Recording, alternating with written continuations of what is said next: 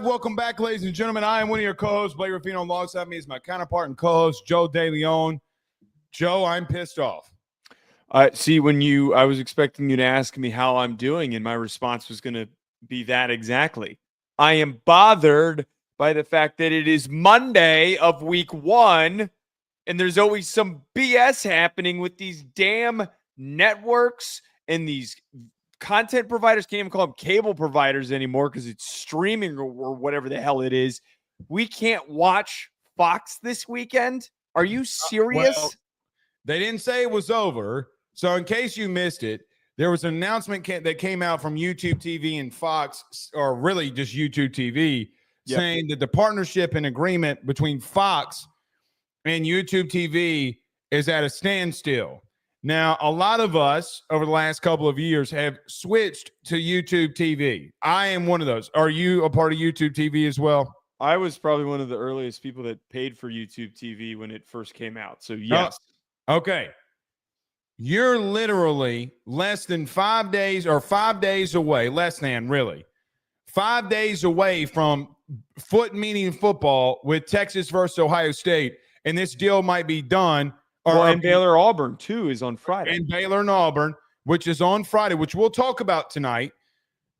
You might not have a deal, and there might be consumers who are paying $80, $85, $90 a month to watch channels, and we're not even going to get that we're not going to be able to watch it. But it all comes down to money, and it all comes down to ESPN and Fox have launched their own thing where you could subscribe to them for God knows how much so that you can watch all their content. I mean, this is the dumbest thing ever. I just want to watch football. I wait all year for this. I wait all year for this week, and you shit down my pants. Pause. They shit down your pants as a yes. Open my pants up, and they shit down my pants. So the thing that's the fun little twist to this is that in the memo that YouTube TV sent out, it might even be in my email. If I were to go and check my email, they stated that if it's for an extended period of time, it is in my email. If it's for an extended period of time, they will credit users $10, which is all fine and dandy. But then there's this advertisement practically in the statement. If Fox becomes unavailable, you can continue to watch their sports news and shows by signing up for Fox One. You're in a dispute with them. Why are you encouraging users to go and consume their product on their standalone platform? This is what's bothering me about this is like, are they deliberately doing this and they're in communication to try and separate in order to get us to go and pay for it? It's just like with the crap last year. Yeah, it's just like last year with this crap where Peacock, they were putting good games on Peacock every so often, and then they were putting NFL games on Peacock. So you had to sign up for that stupid platform, and then there's nothing else on there. And it's not cheap. Elks points out, is a very good point by Elks. Sign up for a free Hulu TV trial, which actually... I shouldn't have to do that, though. I get that, but if you don't want to spend the money... I mean, I'm not worried about $15. I'm worried about $15 over a 7-month period. That's a good point. Right? Like, there's no doubt in my mind that Friday night when Foot meets football with Baylor versus Auburn, Blake Ruffino is going to be watching that game. The problem is that you're continuously asking me for money. And I'm not trying to get political here, but you keep going out there saying that the president this, the Democrats that, and you're continuously saying, oh, we're in a recession. Well, if we're in a recession, why are you taking more of my money? Dude, I mean, we could get really existential here and like really broad looking at, but you're right. Yeah. We're not the average consumer in this, by the way. Like we're sitting here, we're yelling about this. There's plenty of people. No, my dad, your dad. Yeah. My brother, your brother. They are the normal consumer. By the way, we get tax write-offs in this. Thank you for the tax write-off, but at the same time, you're just making me do more than I needed to do. Yeah. Why couldn't you figure this out all summer? Well, and I know that's like kind of the funniest part about this is that no one knows that there's an ongoing discussion and that they're negotiating with one another. And we don't find this out until the Monday of week one. Right now is when we're discovering that there is an issue. So there was no way for anybody to establish some sort of a contingency plan. I actually might, if I had known that this was happening in July, I would have potentially canceled my subscription and switched to something else. But here's the problem. You got 7 games on ESPN ranked on ranked opponents. No, you wouldn't. Well, no, if I canceled YouTube TV, I would sign up for Hulu or I'd sign up for Sling. I guess. I mean, this becomes too much. Yeah. This becomes. I hope they get sorted. And I said this to you pre-show that I think that a lot of times we get mad about this stuff when it's other platforms that aren't as widely used. I think a lot of people in the US use YouTube TV now. I think that for the most part, there's going to be hopefully urgency in making that decision. I think that they're going to get it done. I would hope that they get it done, but that would really suck if this does not end up coming to terms. It better come to terms. I mean, seriously, like YouTube TV, buddy, you're going to lose people. Fox, you're going to lose people. I mean, like, well, Fox isn't going to lose people because people still want to watch the game. They will lose people because, again, the natural consumer is not going to go and spend an extra part of money to go watch the game.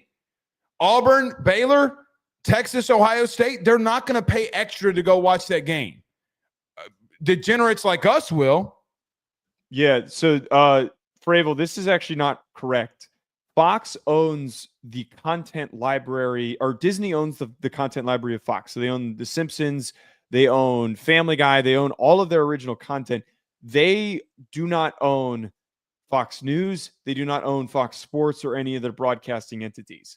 Those are completely separate companies. They sold their content libraries, what they sold. So none of that's tied together before we jump down any conspiracy theories of how some of these things could have happened.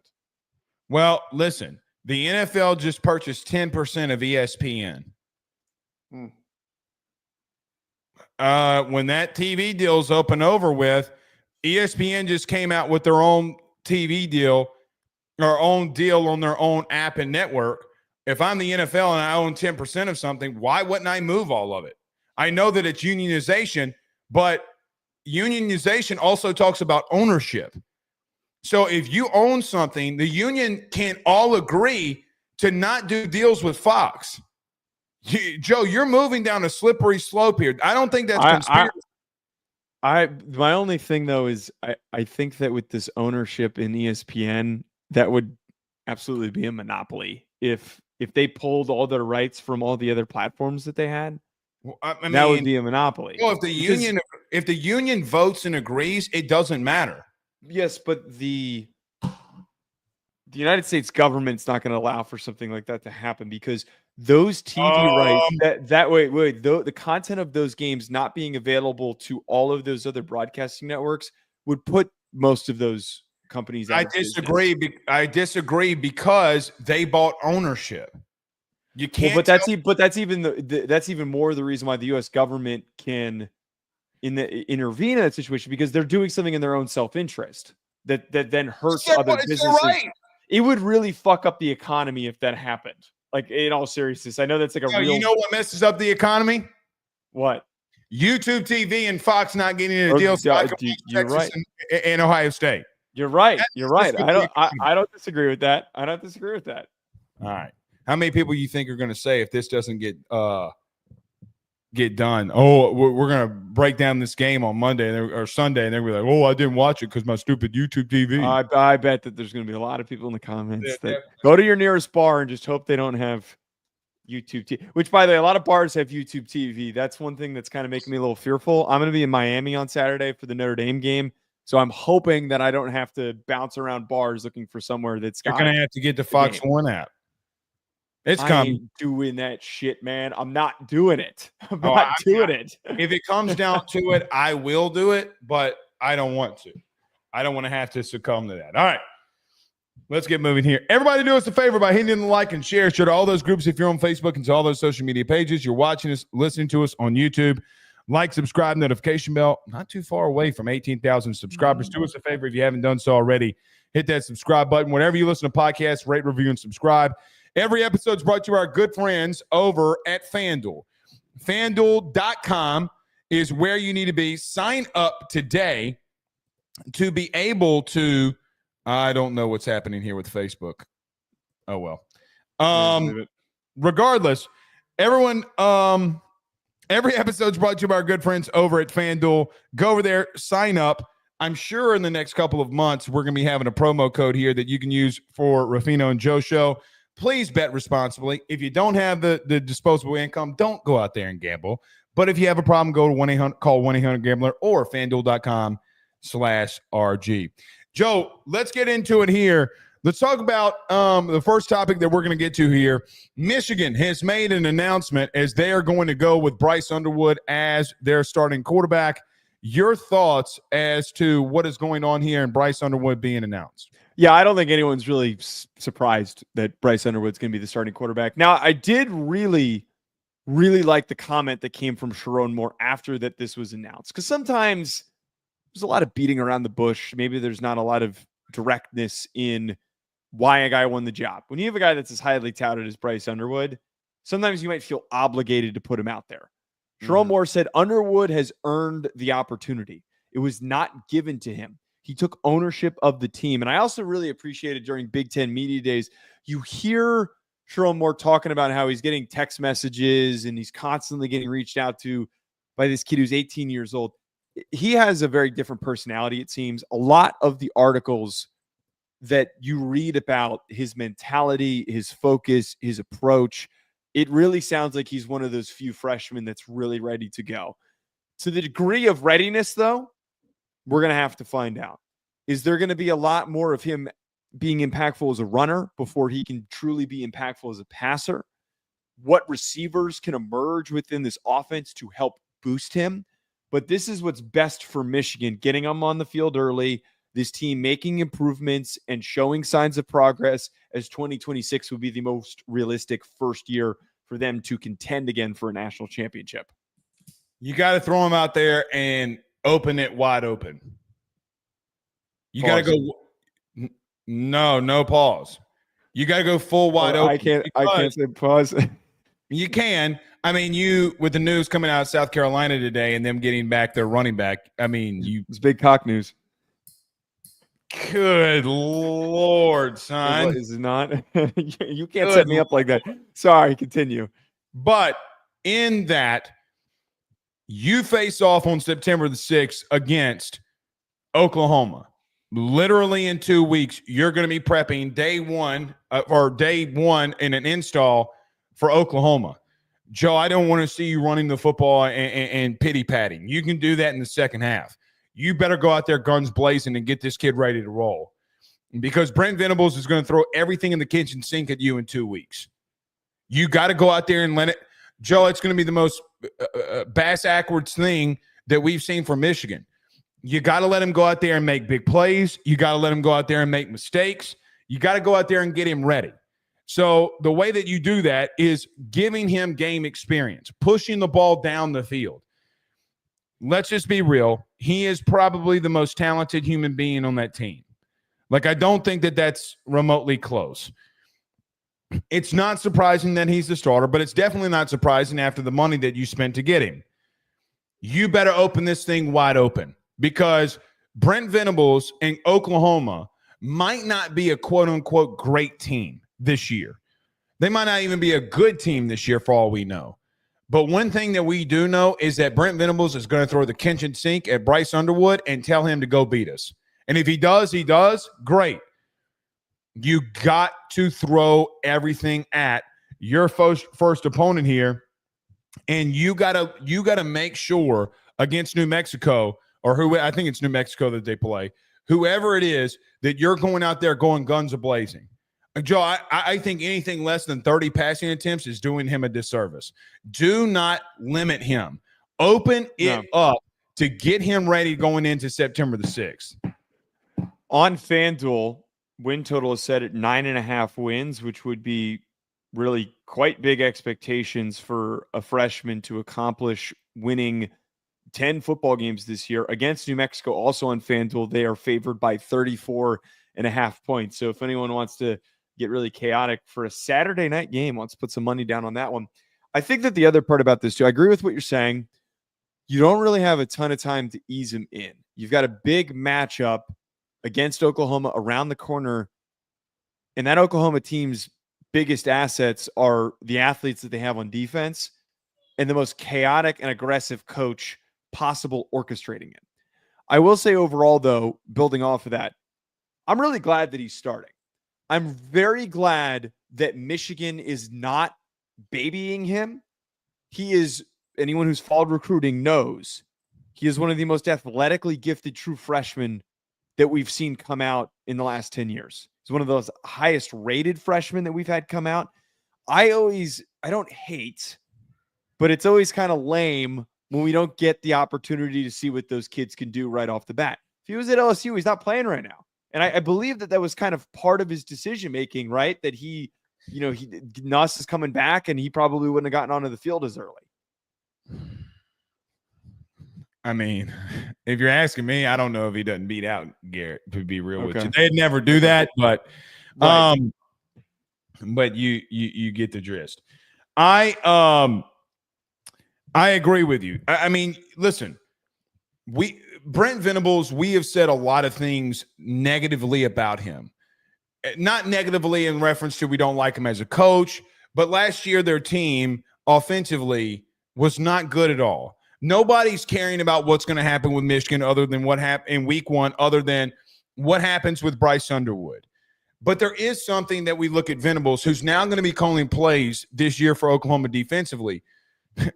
Man, you got a kid in John Mateer who's in the same offense. You bring in over the OC and Arbuckle.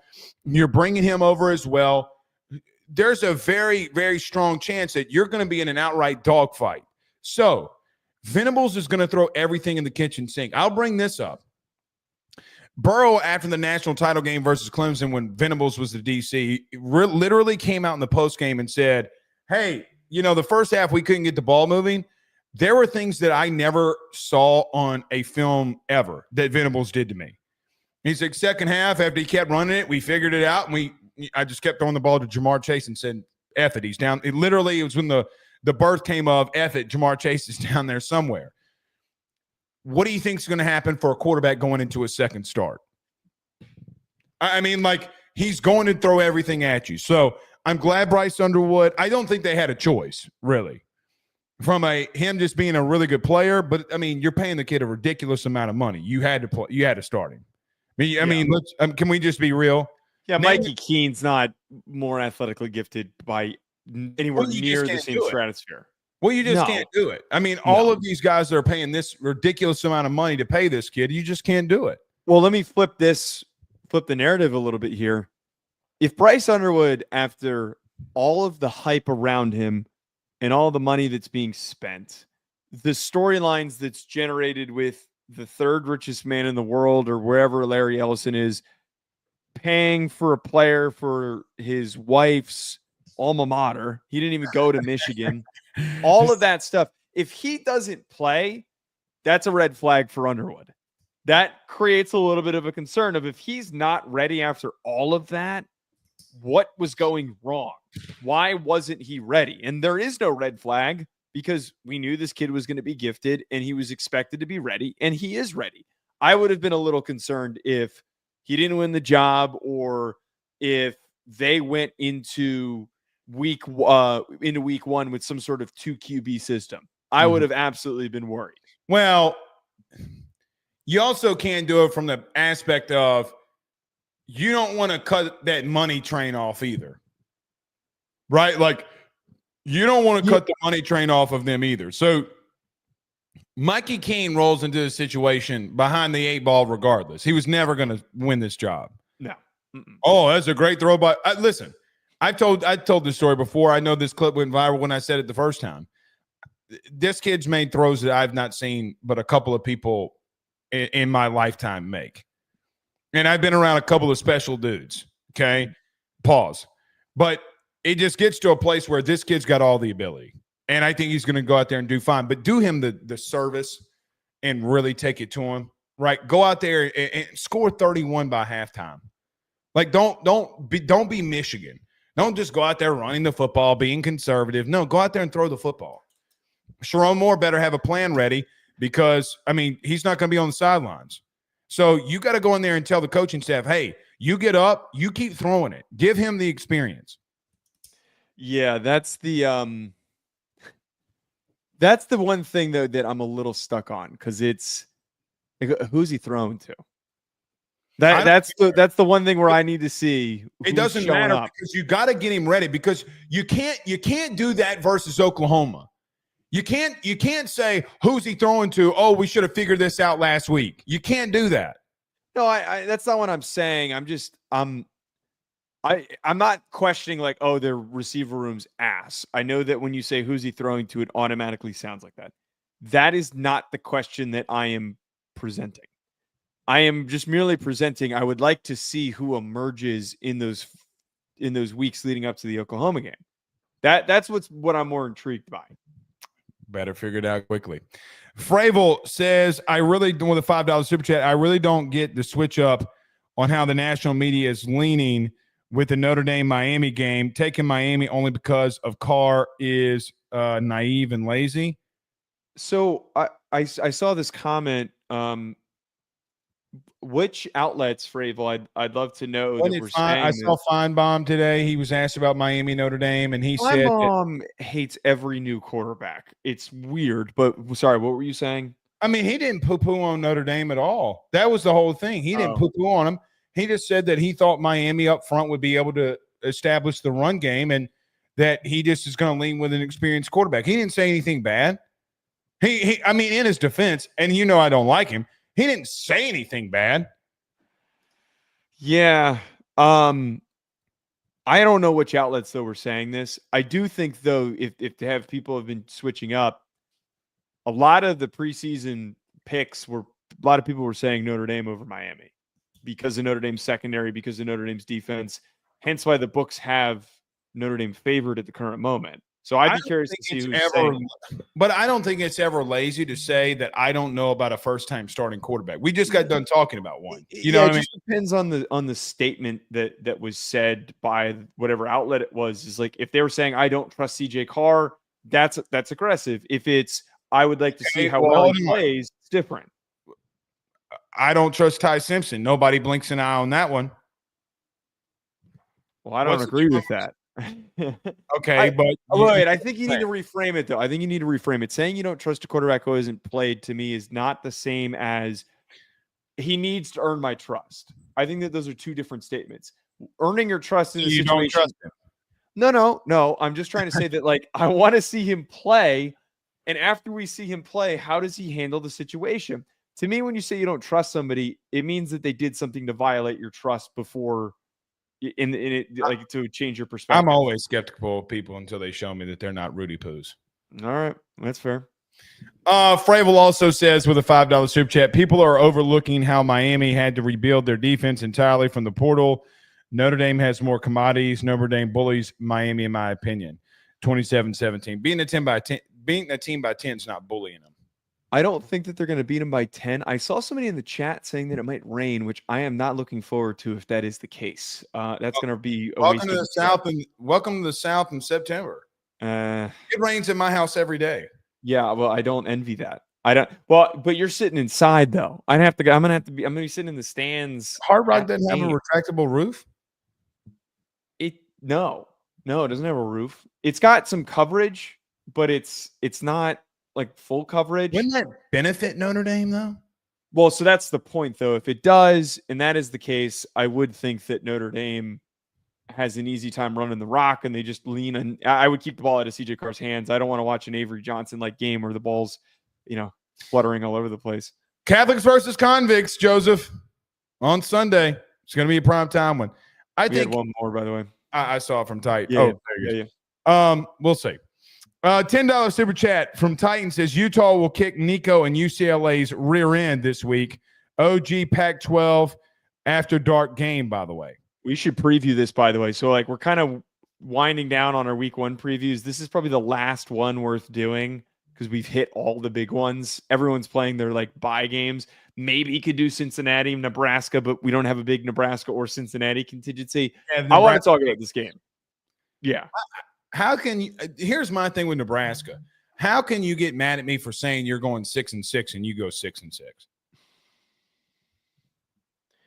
Okay, I have high hopes for Nebraska. I think that they're going to be good this year. Don't go full Josh Pate on me and say that they're making the playoff. I don't know if I'll go playoff, but I think that a 9-win season with their schedule, good Lord, wide open the Big Ten is, it's possible. Yeah. But I agree, Utah will knock the shit out of Nico. I mean, yeah, it's easy to get to 9 wins when the first 4 weeks you're playing against non-P4 opponents.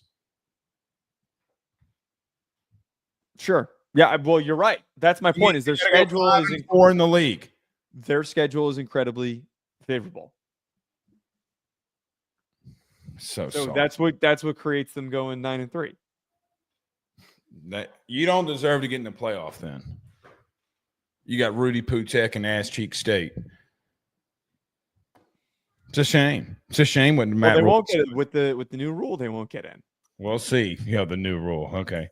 Yeah, we'll see. All right. You got something else? Well, just Fravel clarified CBS Sports and On3 were the outlets that said that. I didn't see that. I think that it might have been the Cover 3 podcast that now that I think about it, might have been the ones that, I don't know. I'm not putting any stock in it though.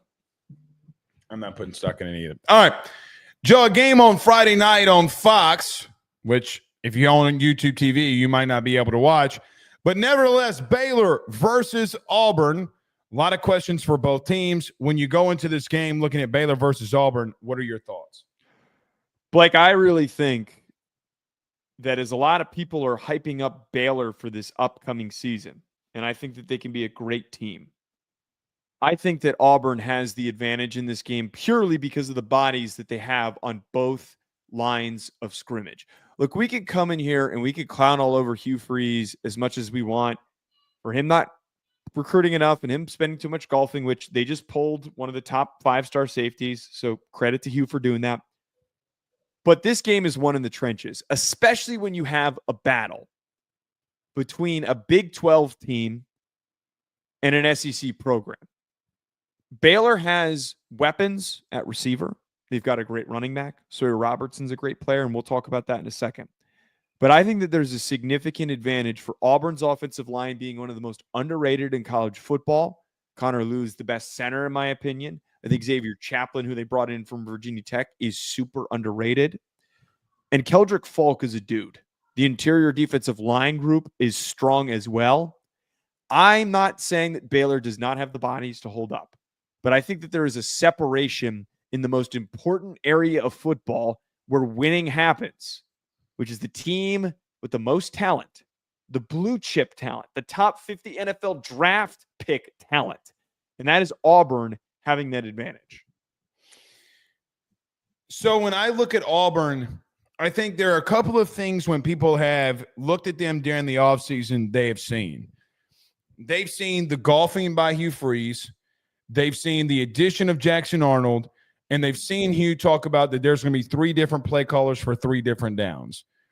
And you go into a game versus Baylor and say, listen, they lost to Cal. They've lost some really bad games. Went in New Mexico State with Diego Pavia a couple years ago they lost. They've had some really bad losses. However, defensively, they have not been bad. We talked about Auburn in the brief times that we talked about them last season. Joe, a top 25 defense. They were really good in an offense that was very chaotic and turned the ball over more than anybody. I look at Auburn and say they did some things defensively that really, really, really intrigue me. It is of my opinion that Rayon Strader, who they got from the portal, might have been the biggest slept-on addition of any team in the SEC from the portal.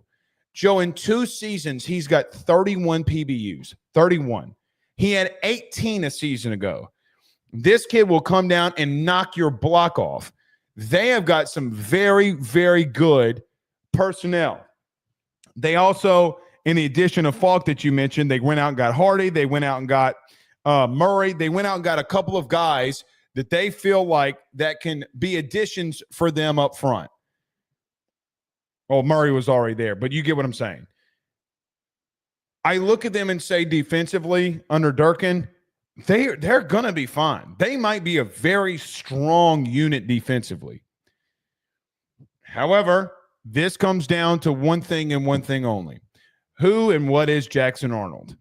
Because if you go out there and you're the same Jackson Arnold from a season ago, Joe, it's going to be Peyton Thorne-ish for them again. 1,000%. Now, you got some quarterbacks in that room that you think are really talented that maybe you can go throughout during the season. Maybe the leash is not that long for Jackson Arnold and you can put in Daniels. I don't know. What do you do with the big lefty and Deuce? I don't know. But if you continue to still see some of the stuff that we saw from Jackson Arnold a season ago, you're going to be wondering why Baylor is down a field goal, marching down the field to take a lead on Auburn. I don't know what to make of Auburn, because if you told me today that they're an 8-9 win team, I can believe it. If you told me they're 6-6 again, I could also believe it.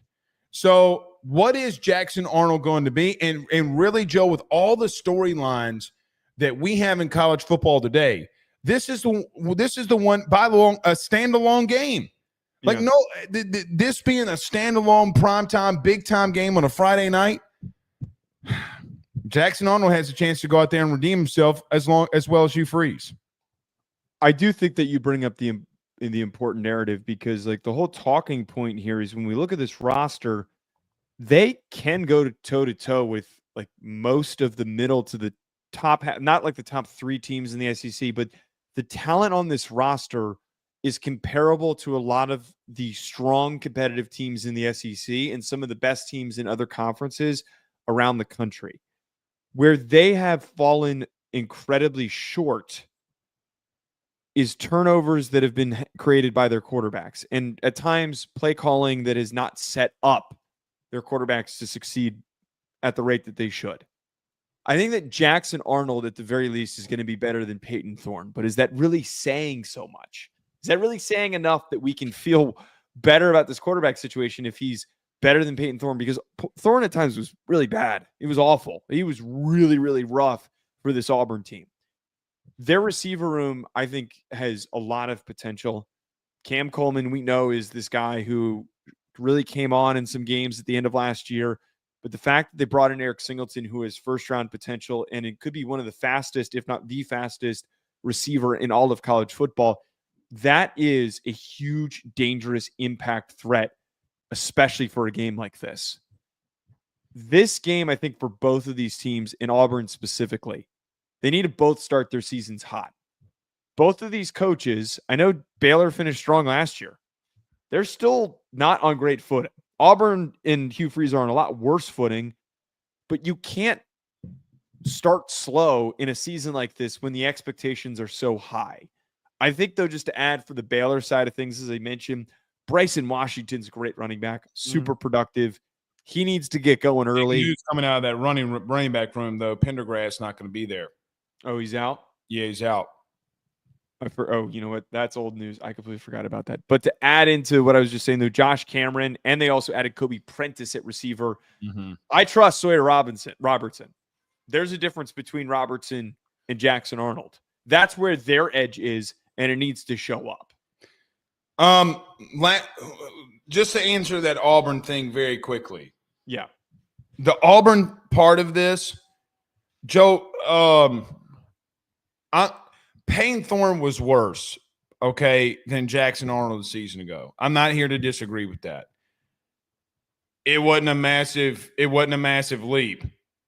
Like they were, Jackson Arnold was missing some making some bad throws against teams like Tulane. I also would just bring up the point too that you have Eric Singleton and you have Cam Coleman. If you can't find a way to get them dudes open and get them the ball quickly and let them get out in space, then you don't deserve to have athletes like that. Bottom line, So you better figure out how to get Singleton. You better figure out how to get Cam Coleman the football. There are no excuses. For the Auburn faithful, there are no excuses. Do not tell me that you don't have weapons offensively. By the way, Joe, their offensive line combined have 236 starts between all 5 of them. 236. So you got 2 premier wide receivers, a veteran offensive line, some running backs that got to get their name out there. Jaquez Hunter's not there, but still had a lot of production in the time that they were there. You better get it going. Now, to Auburn. Joe, everybody wants – I keep seeing this. Everybody wants to talk about them offensively. That's cool. I got it. Sounds good. Dave Aranda is going to throw the blender at Jackson Arnold. There's a lot of things you can say about Dave Aranda. Him going out there at Big 12 Media Days talking about midgets. You can say that he's done some conservative things, whatever. But the bottom line remains is that dude can call defenses. And if I'm Dave Aranda, I'm going full Clemson 2019. I'm going all after him. Because if and when you do, does Jackson Arnold get flustered? I don't think this game really comes down to – it will come down to Baylor offensively. Can they score? But, man, I'm throwing everything in there and the kitchen sink at Jackson Arnold so that he can show that he can get it done. Right. I think that's also another potential swinging point for this game for Baylor if they were to win it. And by the way, if anyone can't tell, I am leaning on Auburn -2.5 on FanDuel. That is where I'm probably going to end up picking. It's probably going to be one of my locks of the week. But if Baylor is to win this game, outside of getting a strong performance from Sawyer Robertson, who we trust as one of the more trustworthy quarterbacks in college football, there are some underrated athletes on this defense. And I think you just brought up there, Aranda is an aggressive, creative defensive coordinator. Hugh Freeze cannot overlook that. And I don't think that he will. But if you overlook it just a little bit, you're going to potentially set up Jackson Arnold for a very, very long day. They need to get the ball out of his hands quick. They need to set him up to succeed effectively and get the ball to his playmakers. I don't want anything overly complicated just because you're trying to get cute with it. That defense, like you just mentioned there, can completely ruin the day of any good quarterback. Did you say Auburn was a lock for you? They're one of my bets of the week, -2.5.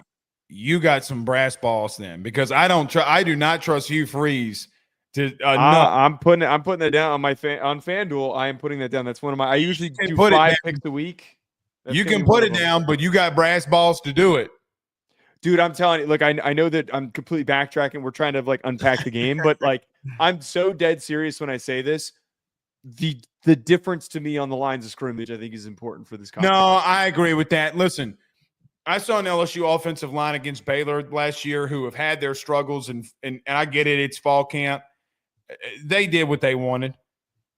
LSU did. Oh, this is my point. I'm not trying to crap on Baylor, but Keldrick Falk's going to be a top 10 pick this upcoming year. Xavier Chaplin potentially this Schrader kid. Pick. You better get eyes on him quick, Joe. I'm telling you.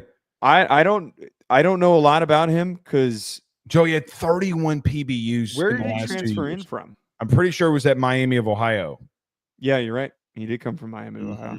I gotta get some eyes on him. He's not listed as a starting corner, but I'm sure that he's don't play and watch what happens. Don't play and watch what happens. I'm gonna go stupid. We didn't even really dig too much into the Auburn defense. This is one of the things that I was reading up on with Auburn. They're really high on the depth that they have, and I think that it plays into that. They apparently listed 34 guys on their active depth chart, and they believe that they're going to play all 34. Well, that's it. Hold on. Pause. This is the DJ Durkin, how do you want to say it, philosophy. Joe, listen, let's just go to A&M.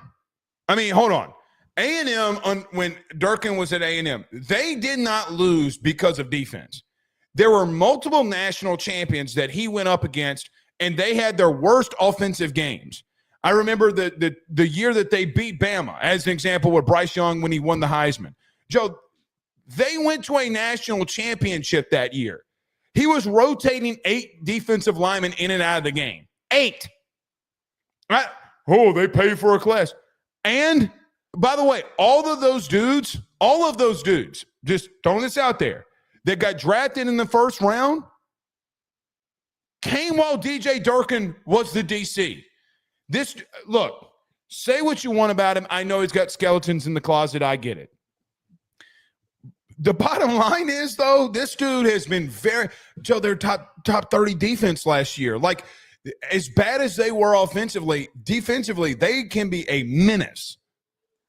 I think that could potentially be one of the most underrated storylines this season. I think that we can talk about all the things that need to go right for Auburn in order for them to finish strong.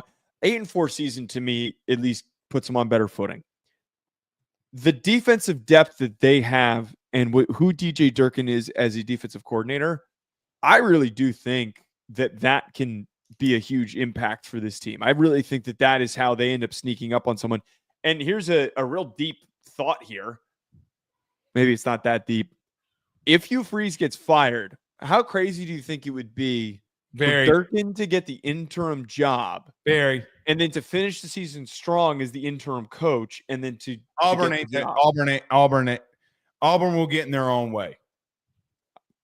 You think that? I don't think that would be that batshit crazy to happen, though. If say they start season like shit, and then he gets fired, and then Durkin finishes the season strong. That's a big buyout.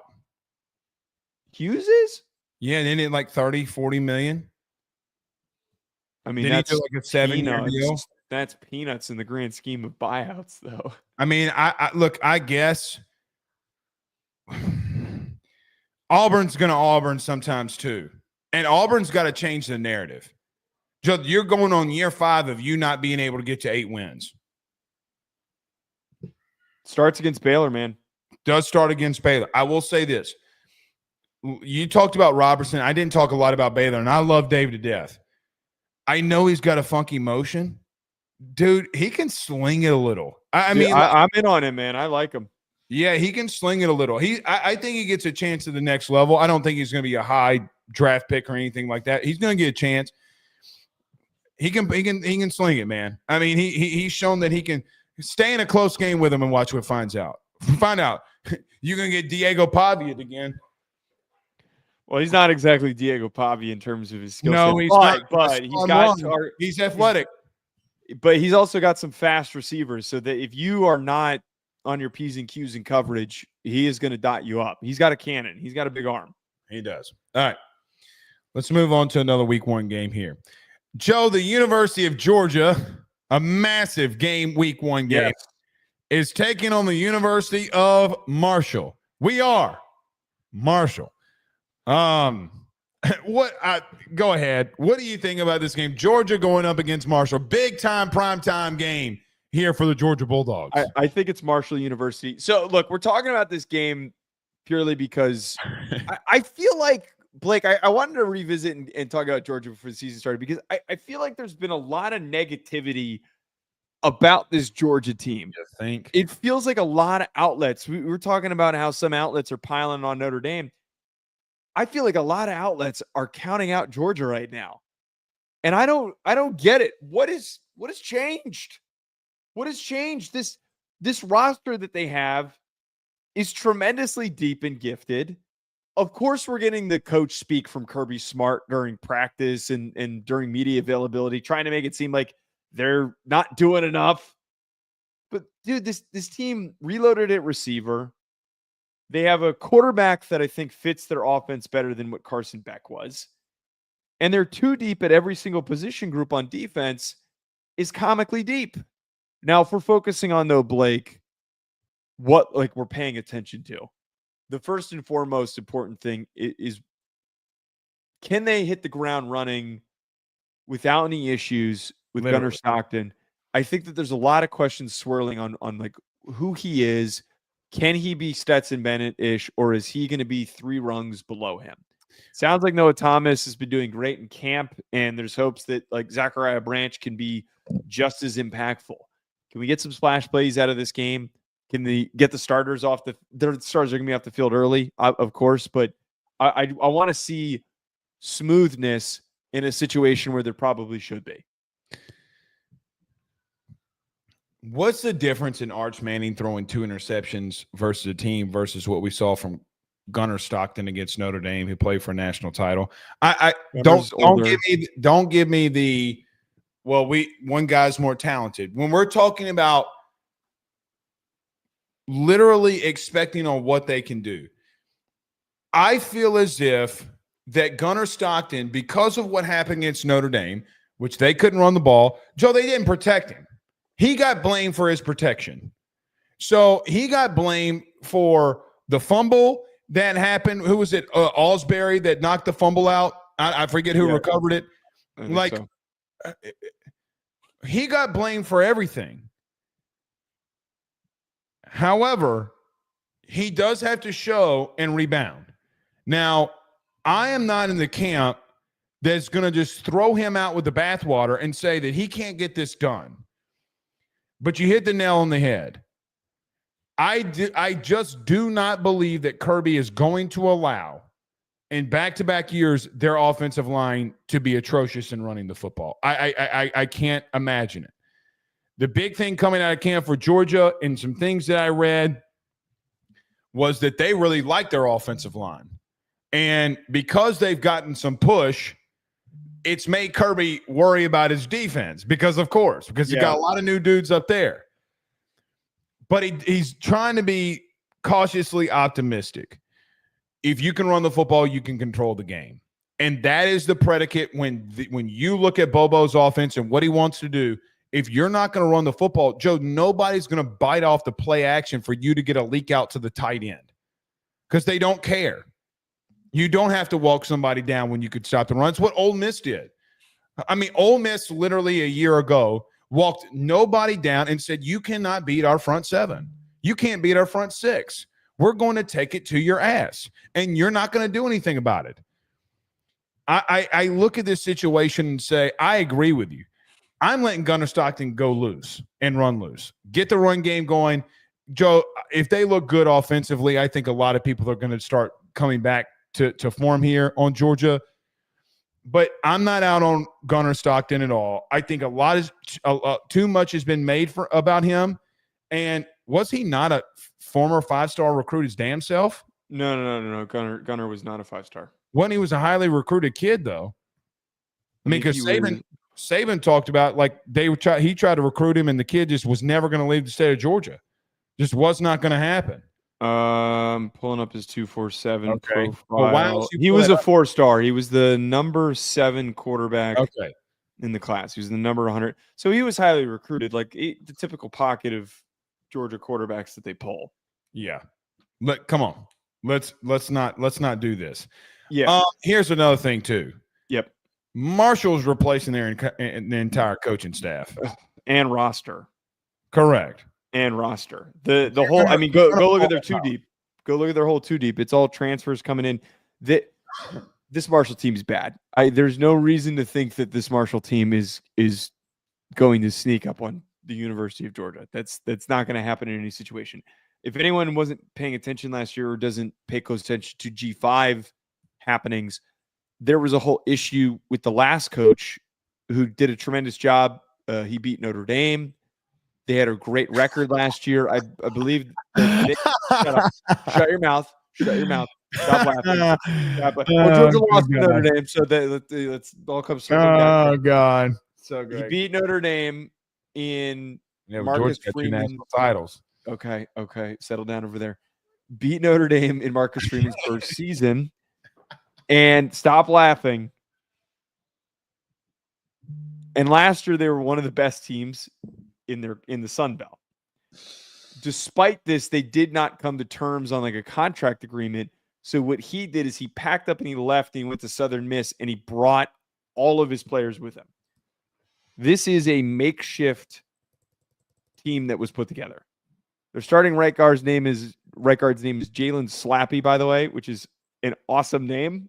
But there is no reason to fear this Marshall squad. I'm just more focused on, as you just talked about there with Gunnar Stockton. And I'm also kind of curious, like, does anybody quickly emerge on defense? They're trying to figure out their defensive line rotation. I feel like we know Christian Miller is a dude.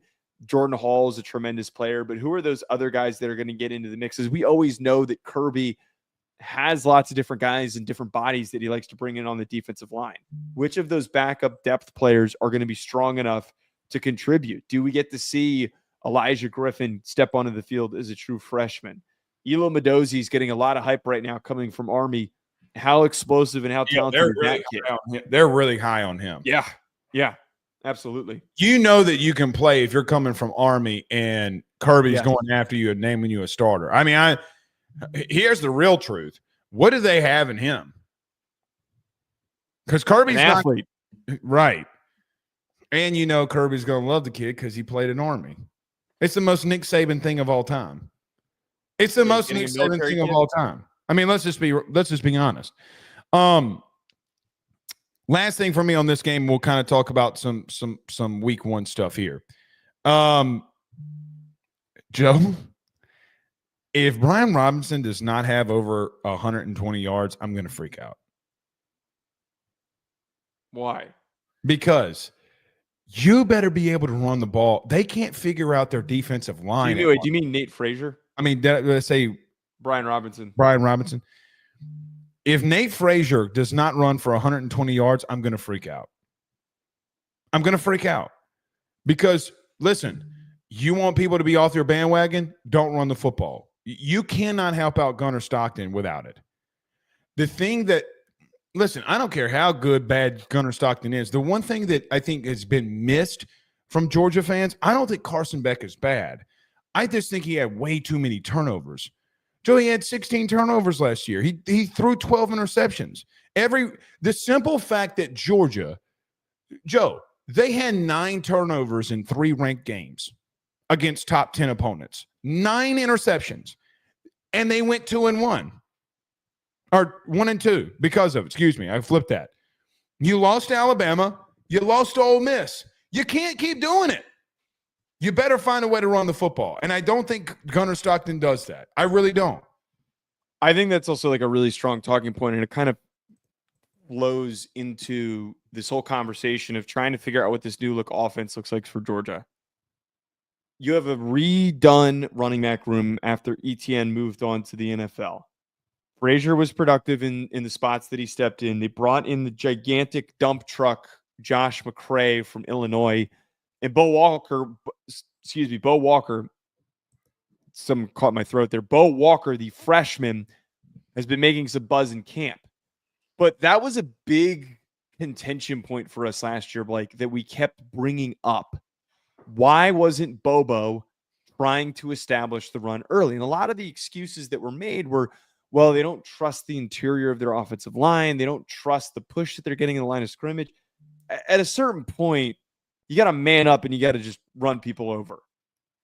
From the jump, Georgia was not focused and having an intent of trying to develop and open up their offense by being run first. That was why Carson Beck was so good in his first year, and then he struggled in his second because they got completely away from that. I do not think that Gunnar Stockton is the type of guy that is going to just be able to play freely if he's throwing the ball 100 times a game. Probably not going to need to throw the ball that many times in this game, but if we're, as you're saying, already off the bat against Marshall, getting away from balance, the balance that has established the offensive identity that has led to you winning national championships, if you're getting away from that, that causes problems. That I think is a really, really underrated point that you're bringing up there. We'll see. All right, Joe, as we move on here, before we close out, anything that you're kind of monitoring during week one? I am getting very close to putting out the rest of my picks for this week. I told you the other one that I'm really eyeing for week one is that South Carolina game. That line hasn't moved. South Carolina's minus 7.5 against Virginia Tech. To me, I'm still very, very much attracted to betting on FanDuel. They got their lead running back. Rasul Faison, man. Yeah. Dude, that run game, Augustive, I always mispronounce his name, and Faison and Sellers, that's going to be a tough ass out. My thing with that game is that, and we've talked about this, I really don't trust Virginia Tech. I just don't. There's nothing to trust. Well, and something in my mind tells me, I know this is going to sound, well, no, duh. But either Virginia Tech is going to use Shane Beamer to get their legs back from under them and kind of make some noise a little, or the guy who in the SEC documentary and Shane Beamer talked shit about West Virginia or Virginia Tech, excuse me, and saying the only name that they call me up there is Little Shane. He goes, I've grown up by now, and I'm like, man, Shane Beamer going to go in there and try to run that thing up. To kind of make a stamp for himself, because you know what the headline's going to be. Shane Beamer dominates Dad's former team, his former team. I mean, he wants that because, yeah, dude, that whole SEC documentary with Shane Beamer is people writing shit on his window, his kids mainly, but him taking that shit personal. It made me look at Shane Beamer a lot differently. To just be open and honest with you, I'm like, dude, he might not be the greatest coach of all time. Nobody cares more than Shane Beamer. I mean, you could just tell. Did you see it, by the way? I haven't gotten all the way through it. Dude, I'm telling you, it will. You know how I'm afraid to watch it then because I don't like him and I don't want to like him. Oh, dude, then don't watch it because listen to me. I know you well enough. I'm telling you, you're going to walk away from it and be like, all right, maybe Shane Beamer's not all that bad. You're going to do it. Nobody I don't cares want to. I don't want to, though. I'm not going to allow that. I'm not going to allow that. I'm a hater at heart. That's how this works. Anything else you're monitoring during week one? Before I know we'll talk about it on Wednesday, but anything else you monitor? No, I mean I just want these damn games to kick off. I mean Thursday, we don't exactly have a very sexy slate on Thursday, but this Friday slate of games, we're getting blessed with the Georgia Tech game against Colorado. We're getting blessed with the Baylor Auburn game. Also going to be on Fox. Yeah. Oh, right? No, because they'd be kicking off at the same time. Oh, really? It won't be like on FS1? I will tell you right now. Please tell me right now, because I think both Fox providers are providing that game. This doesn't say. Wait, no. Wait. ESPN. It's on ESPN. Oh, okay. Well, there you go. At least we can watch one of them for us YouTube TV subscribers. Yeah, not getting completely screwed. All right. We'll see y'all tomorrow. No, not tomorrow. We'll see y'all on Wednesday. We'll give you picks. We'll do a full recap and preview of week one previews. So it's going to be really fun. We'll see y'all then. Y'all have a blessed night. Peace.